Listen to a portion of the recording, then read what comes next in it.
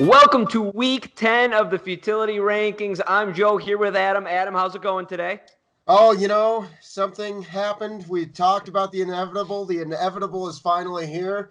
I'm good because I managed to separate myself from my fandom a little bit to spare myself from the pain.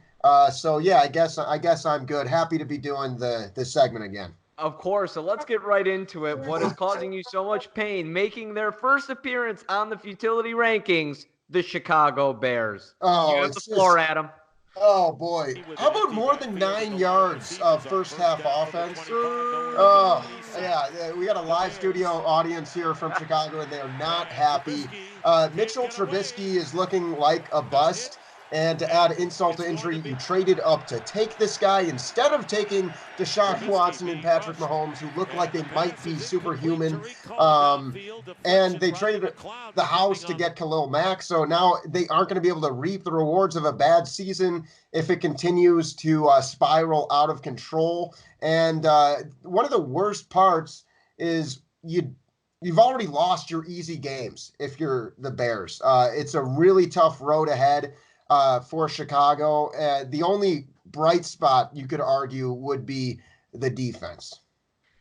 I just can't get over the 9 yards in the first half. I mean, it doesn't matter if you or me or our live studio audience is suited up for the Bears. You need to have more yards than that. It is flabbergastingly bad. I don't even know where to start. What are they doing over there? It just needs to get better, and it's obviously Trubisky's a problem, but it's Nagy. It's the whole thing is a mess. Time to blow it up there in Chicago, unfortunately. So let's move on. Number 4, also a new name on the list, the Cleveland Browns, 2-6 after a loss to the Denver Broncos. What did you think of the Browns on Sunday, Adam? I think in a nutshell, when you shave the handlebars off your mustache after the game, that speaks volumes. So I'm going to leave the stats out of it this week. This is another team that had crazy high expectations, maybe unreasonable expectations compared to the Bears, who are a much better team last year. But there's no offensive line. Baker Mayfield is a turnover machine. He's kind of like Trubisky. Seems like he's getting a little edgy with the media. At least he's not afraid of the television like Mitch Trubisky. But Baker Mayfield having trouble.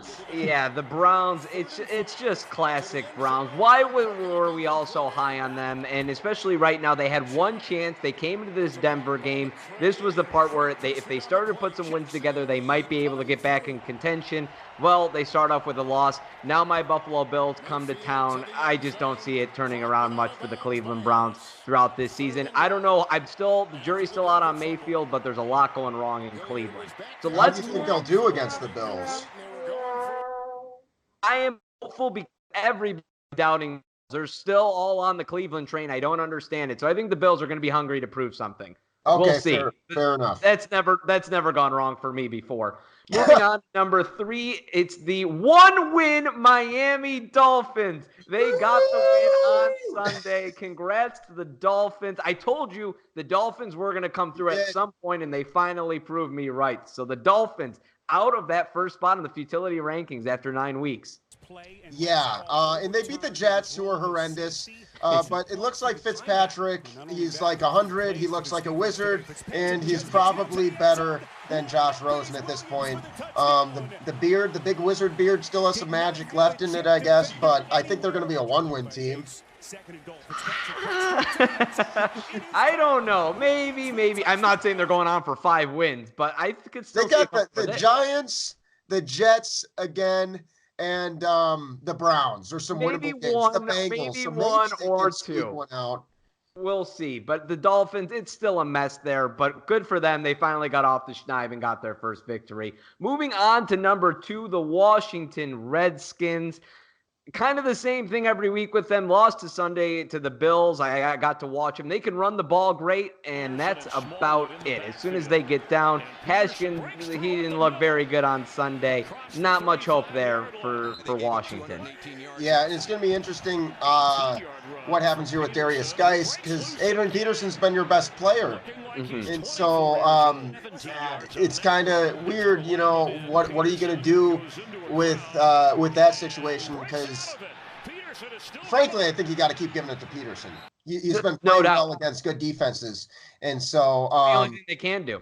It's the only thing they can do. In a weird way, it throws a wrench in the whole thing.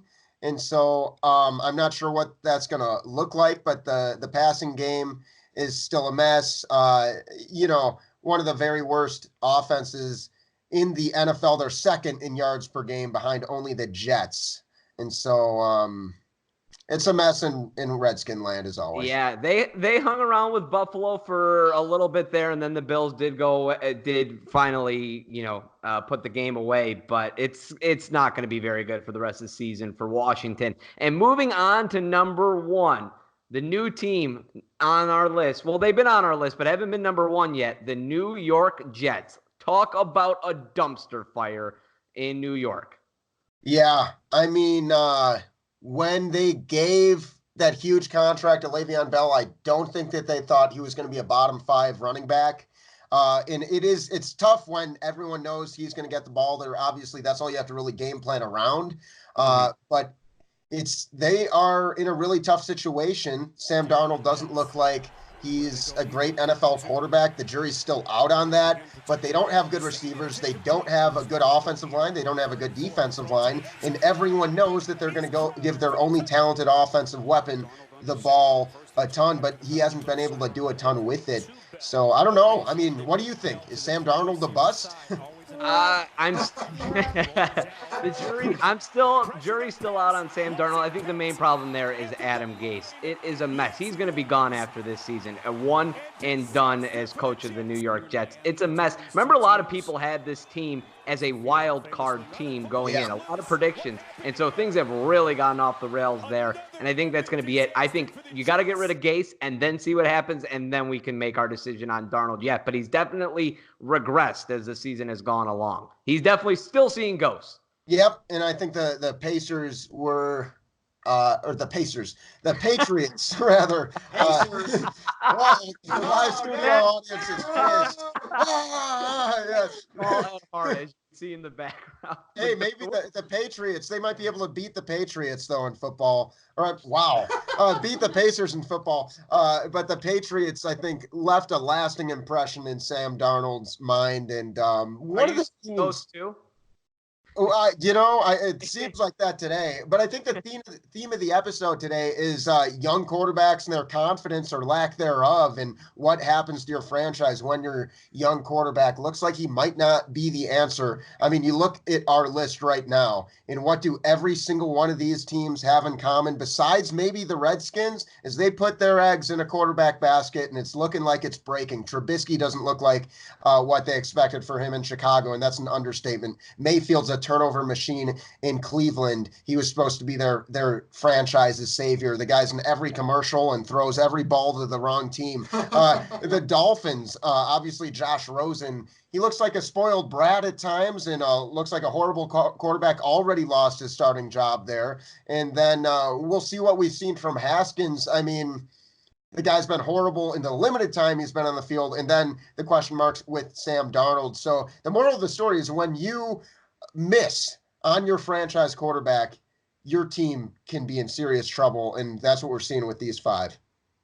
Great moral of the story. I couldn't agree more with you there, Adam. So that's all we have for Week 10 Futility Rankings. We'll see you next week.